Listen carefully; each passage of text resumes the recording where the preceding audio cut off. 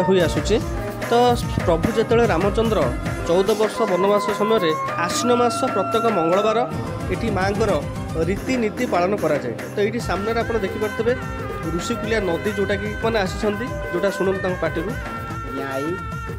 पूरी जाऊंगी। जी जी जी जी पूरी अपना पूरी घर है।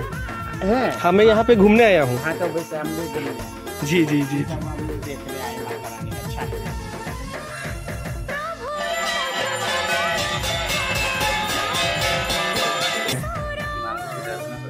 अच्छा अच्छा सेठी तो गोटे अच्छा रामचंद्र त्रिशक्ति रामचंद्र हरचंद्र। अच्छा रामचंद्र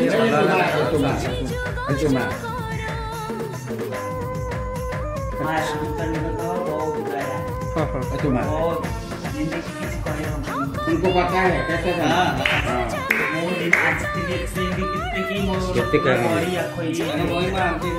25 लाख डॉक्टर खा गया कुछ नहीं हुआ।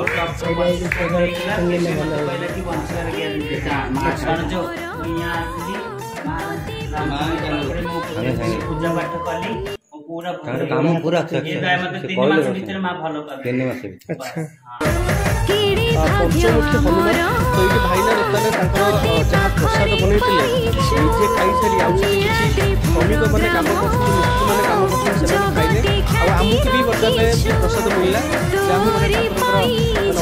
देखुवर धन्यवाद आप। जय जगन्नाथ, जय महावीर, जय माँ रामचंद्र।